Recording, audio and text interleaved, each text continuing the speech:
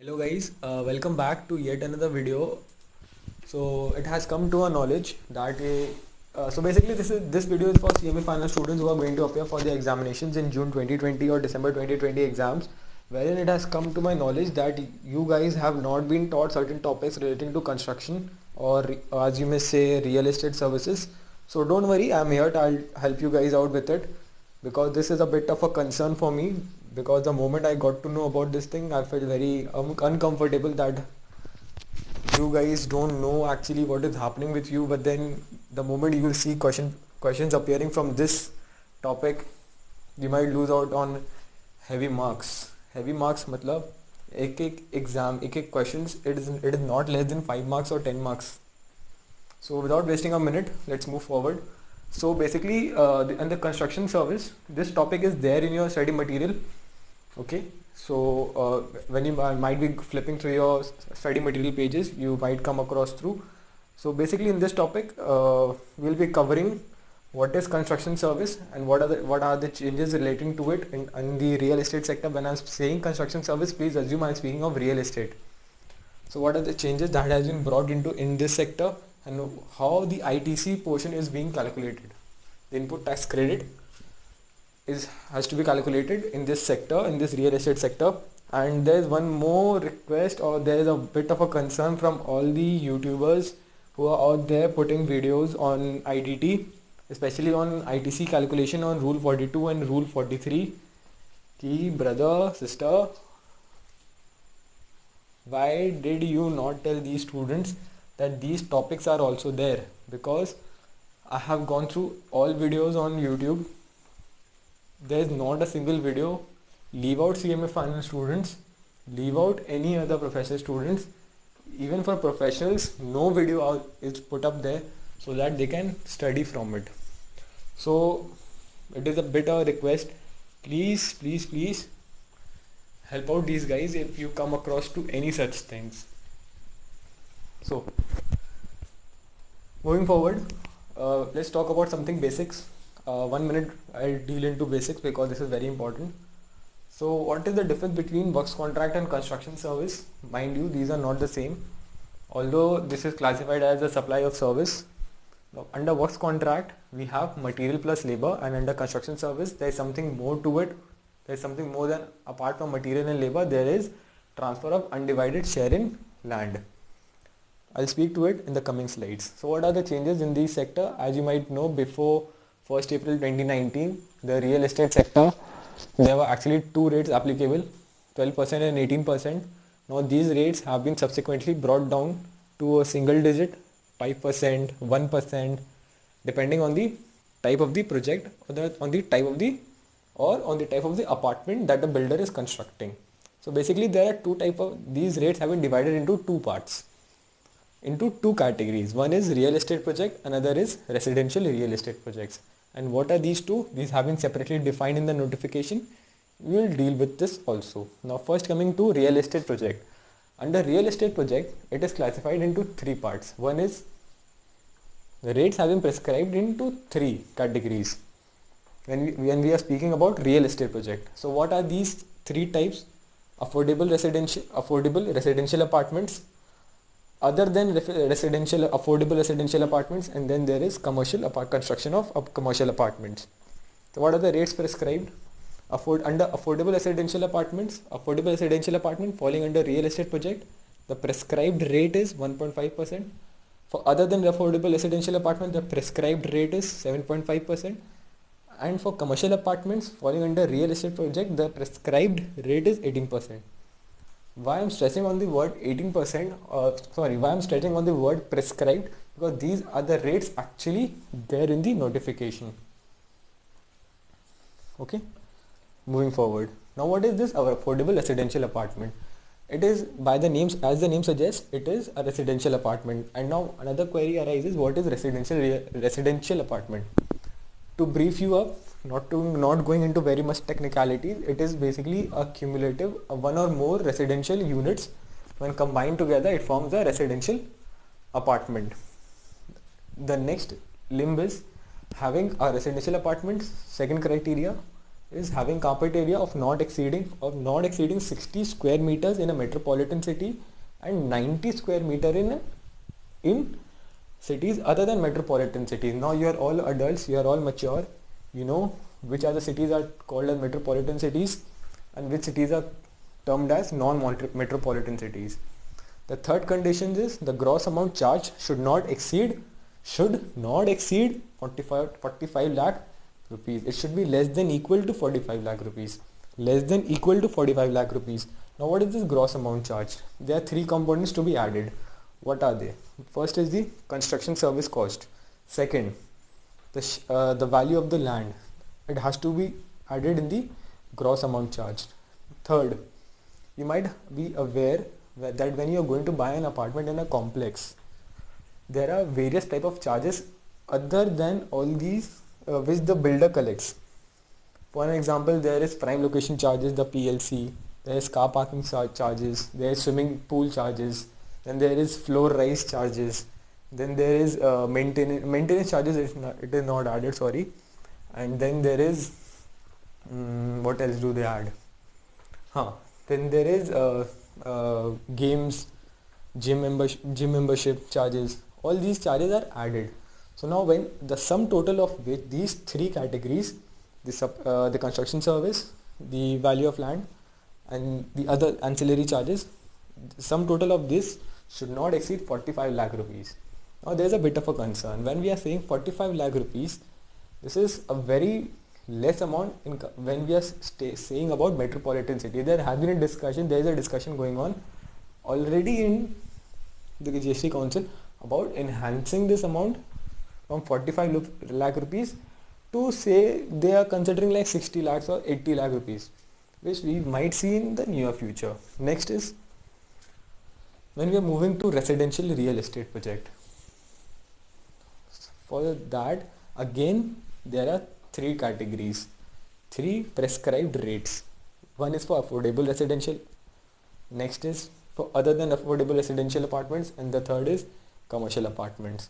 For affordable residential apartment, the prescribed rate is 1.5.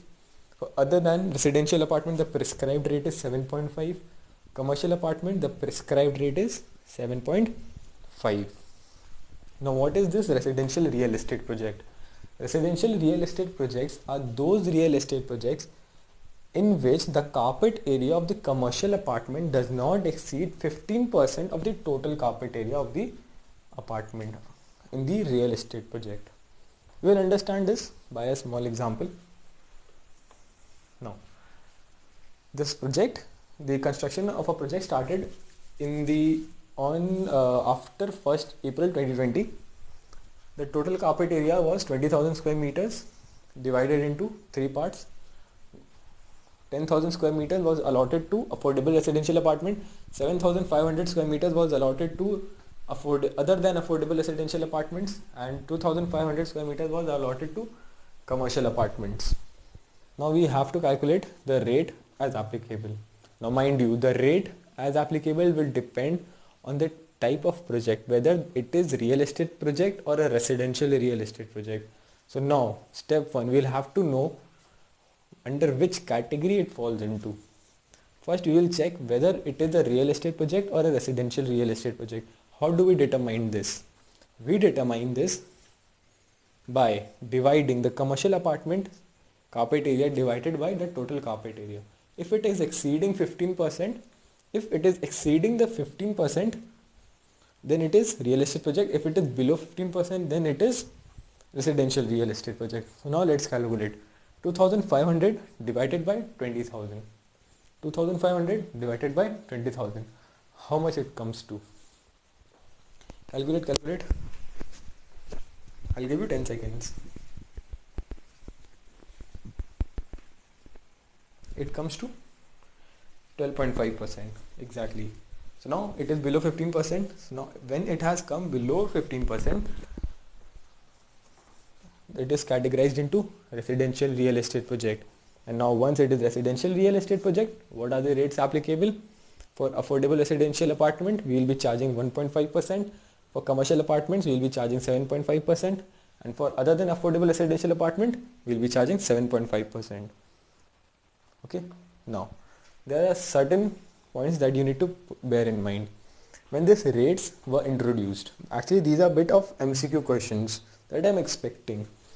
So when these rates were introduced, this was actually a transitional phase, because as on 1st April 2019, there were projects that was ongoing, the construction of which was ongoing. Now the builder was very anxious. He got confused.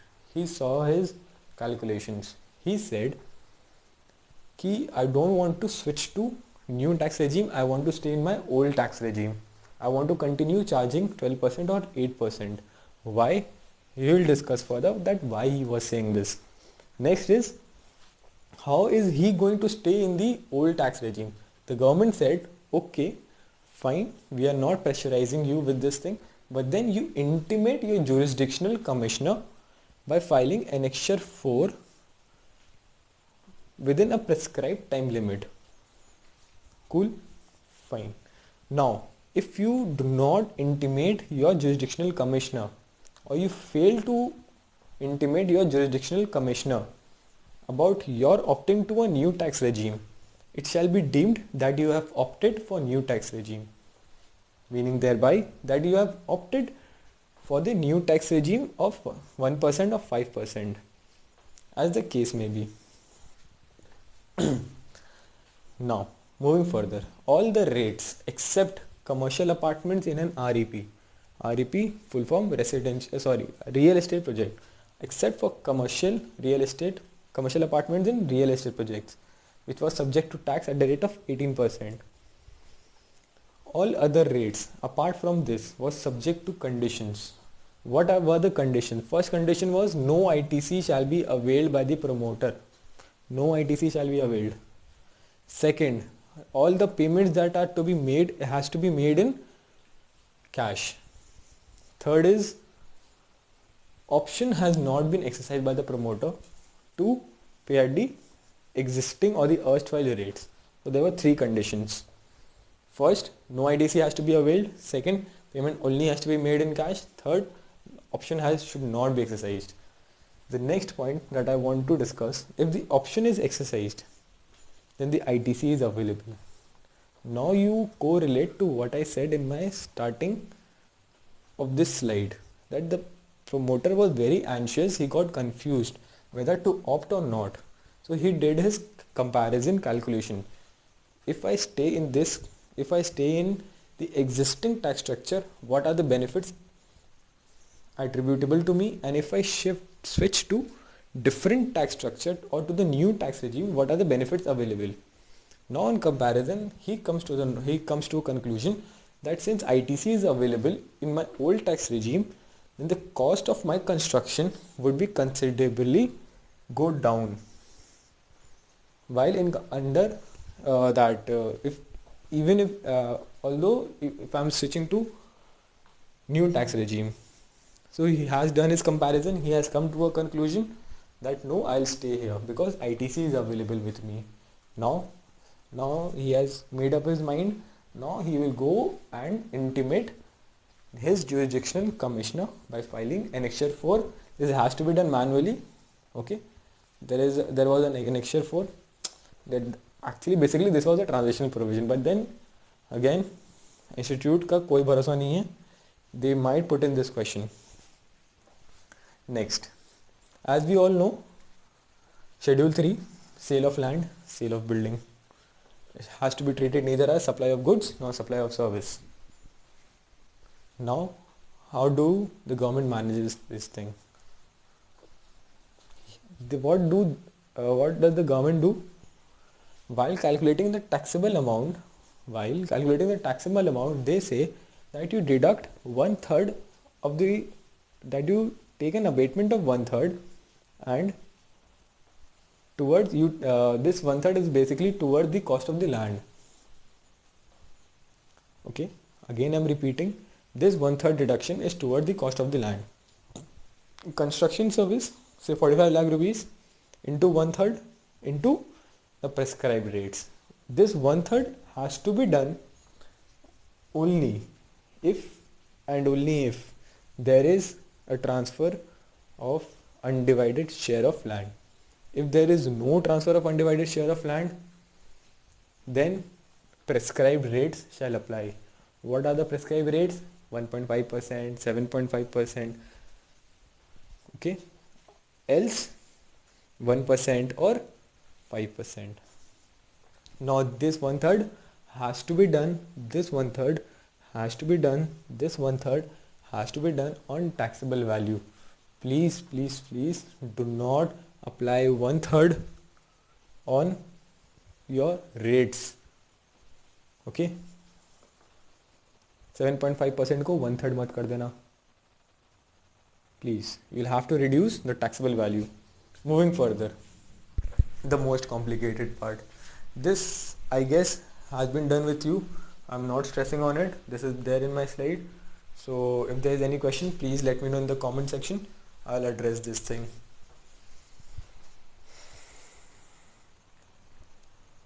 I want to do this calculation with you. I want to do this. Please, please, please allow me. It will take hardly 5 minutes. It will take hardly 5 minutes.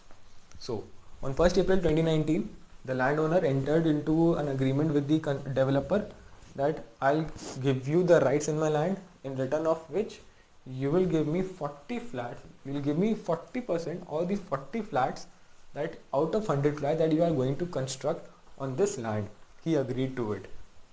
Okay, on 1st April 2019. On 25th April 2019, the promoter, the developer, has already sold 3 apartments at the rate of 75 lakh rupees each. On 31st March 2025, the developer has received the completion certificate. His project is completed. Now what are the additional information? This 100 flats was divided into 2 categories. 30 was towards commercial and 70 towards residential. Prior to receipt of completion certificate, he had already sold 20 commercial flats out of 30 commercial flats and 40 residential flats out of 70 residential flats. And both the apartment types, that is to say commercial and residential, had a carpet area of 100 square meters. Finally, on 28 February 2025, that is a month before the completion certificate, 5 residential flats were sold at 102 lakhs. Okay, so what do I have to calculate? The value of TDR and the GST payable on it. What is the exemption available and what is the RCM applicable? Fine. So how do we calculate the value of TDR? The value of TDR has to be calculated based on the number of flats that the landowner is receiving now. At what rate? At that rate which is nearest to the date, the rate of the flats which is nearest to the date of agreement. When was the agreement entered into? 1st April.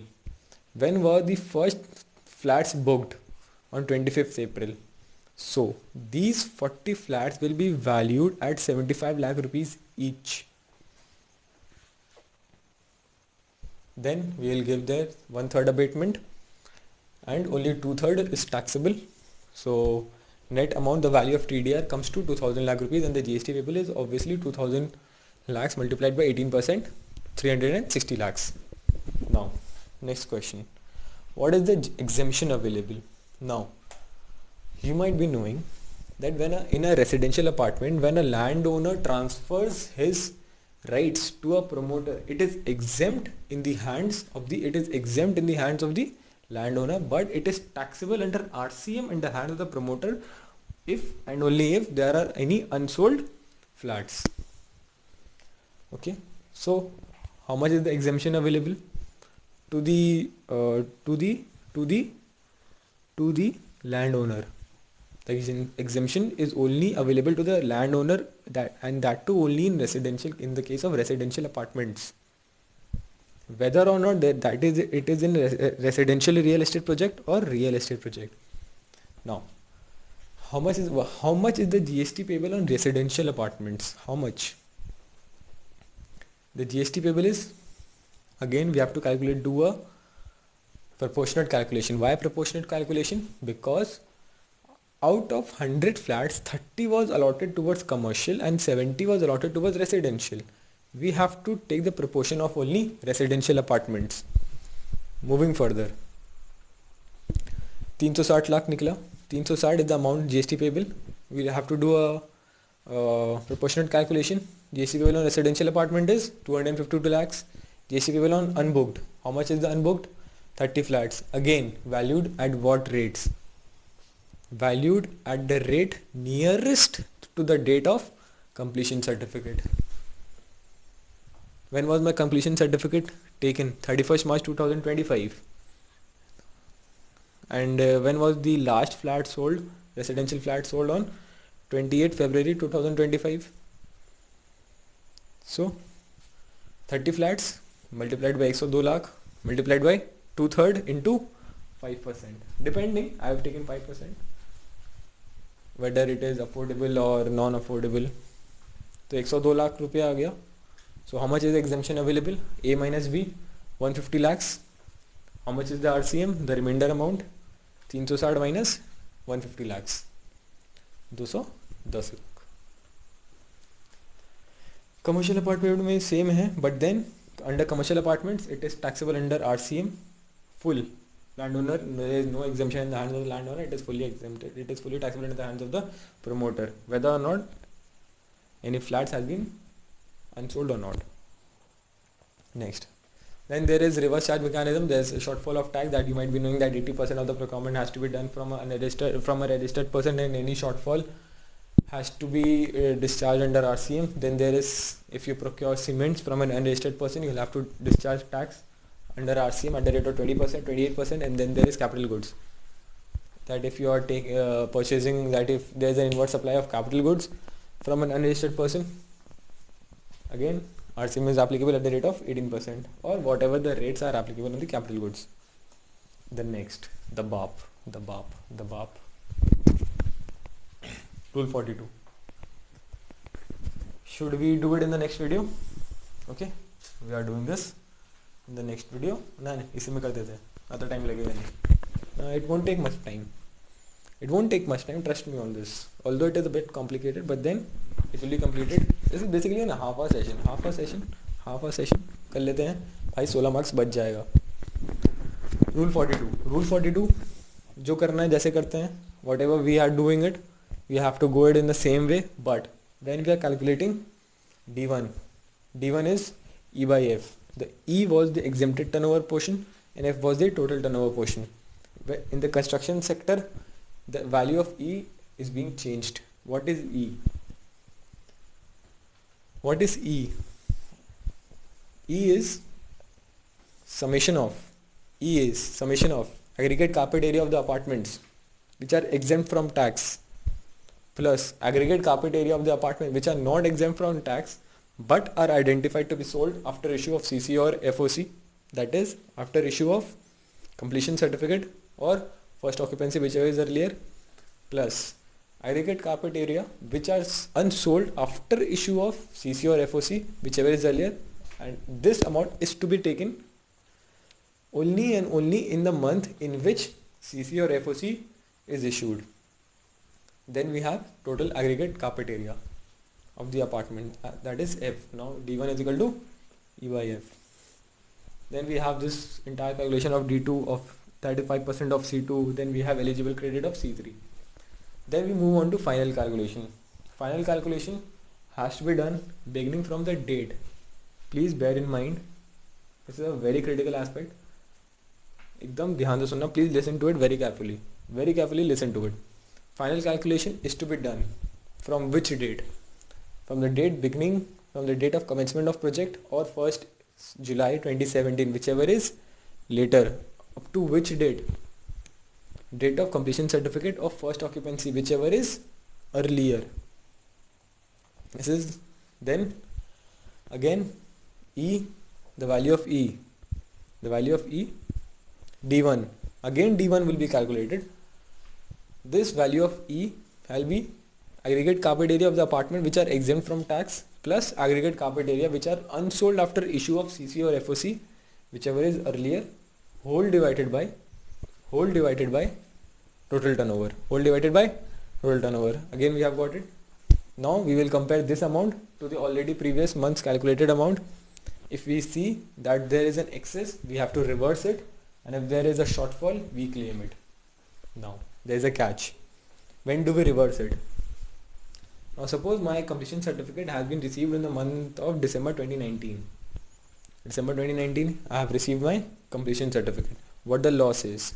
It has to be reversed in form GSTR 3B or DRC 03 in the month not later than the month of September following the end of the financial year in which CC or FC, whichever is earlier, takes place.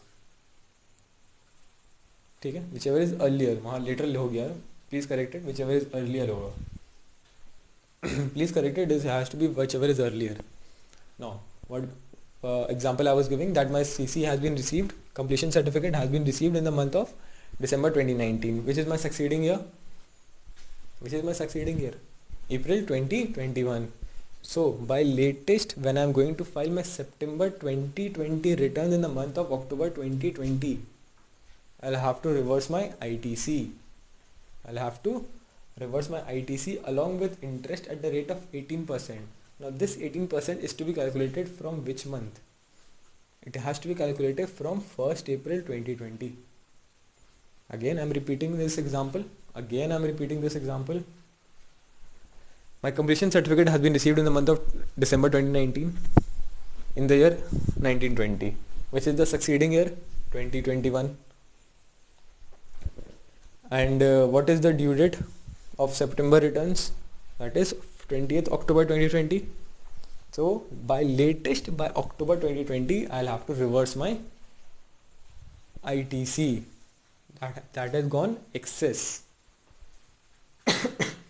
That has gone excess along with interest. Now this interest will not be calculated from the month of December 2019. It will be calculated from the month of 1st April 2020 till the date of reversal or till the date of payment, as you say.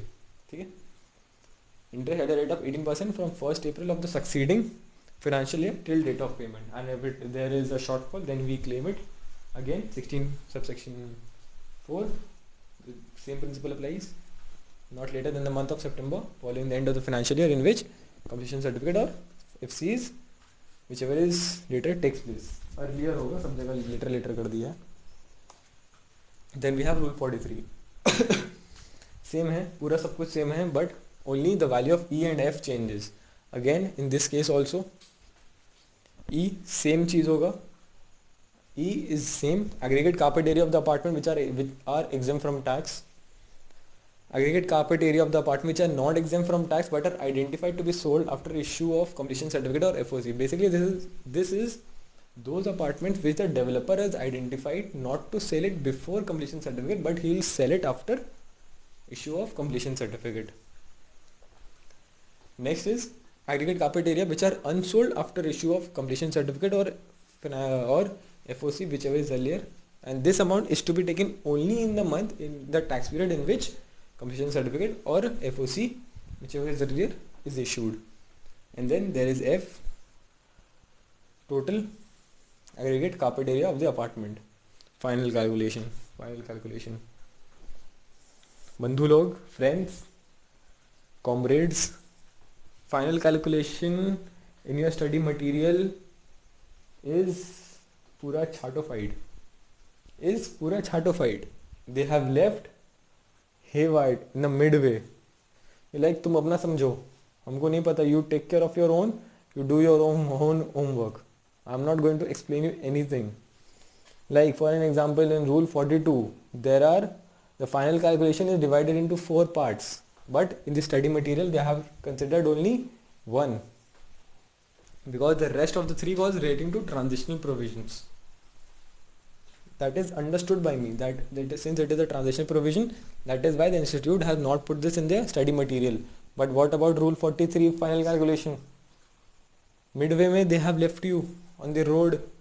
भैया अब तुम अपना जाके समझो. You take out your own study material, you take out your own notification, you do on your own. I'll come to it. There is a rant. I'll speak more about it.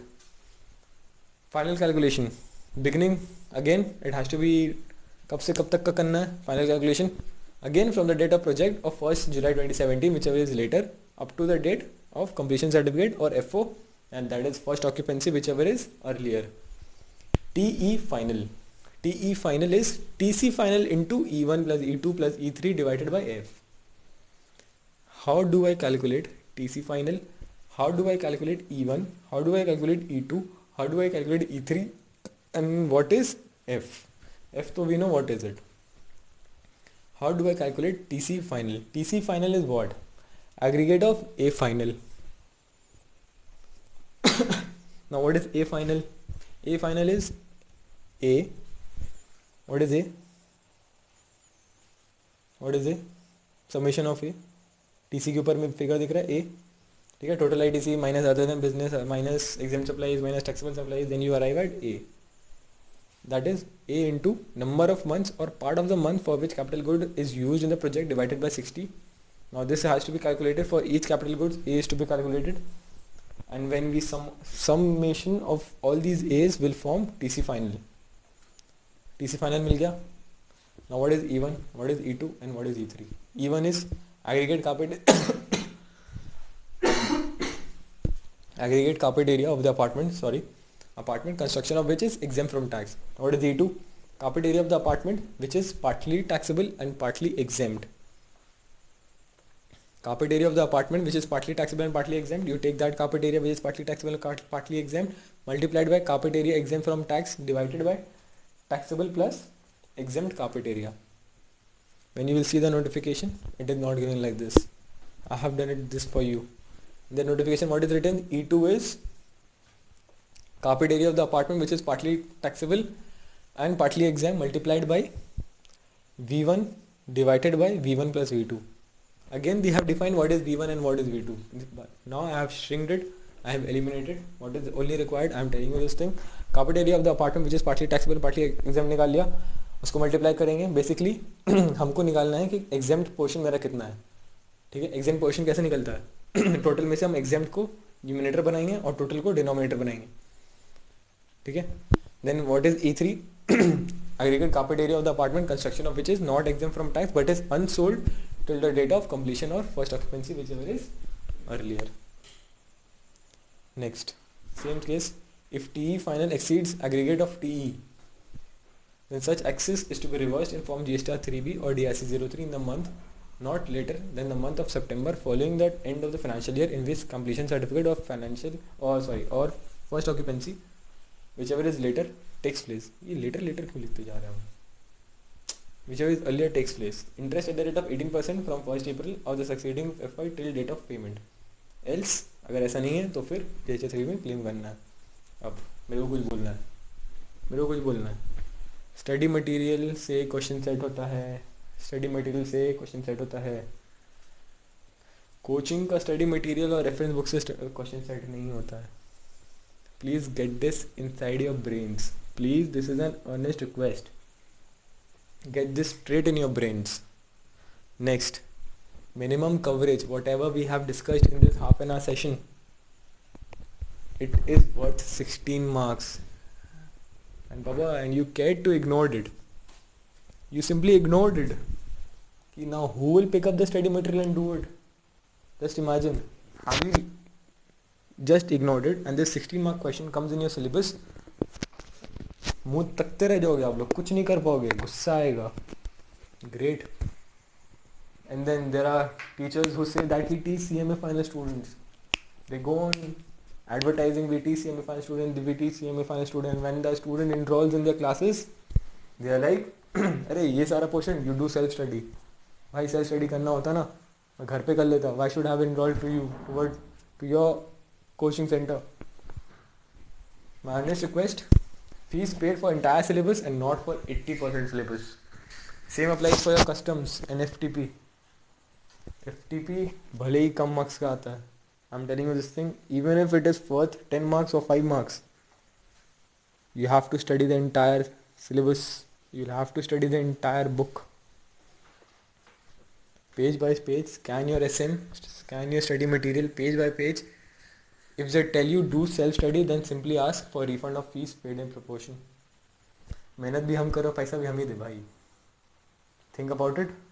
and I'll be soon coming up with a video on why you cannot score more than 60 plus in your IDT paper. This is my experience. Obviously I have not scored less than 60 in my IDT paper, but then we'll come up with the next video, and all the best for June 2020 examinations and onwards. All the luck for you, and there are plenty of mistakes in your study material. There are a lot of, not mistakes, there are a lot of errors in it. So there is only one suggestion, that whenever you are sitting down with the study material, please keep a bare act in front of you. I am saying bare act and not any study material and not any reference material. Please listen to it. You'll be benefited. Okay. So जाके अपने teachers लोग से सब तो पैसा मांगना भाई, भैया आप ये सब नहीं कराए, ये सब कौन कराएगा? Who will teach me this? Who is going to teach me this calculation of rule 42 and rule 43? I have done only basics. Who is going to do into details? Now if I sit down to make all these detailed videos, it will extend not less than 3 hours. This is एक एक चीज़ पे बहुत सारे discussions है. I cannot do it in this half an hour session that requires a separate session altogether of 3 hours. 3 घंटे लगते हैं, 3 घंटे 2 दिन.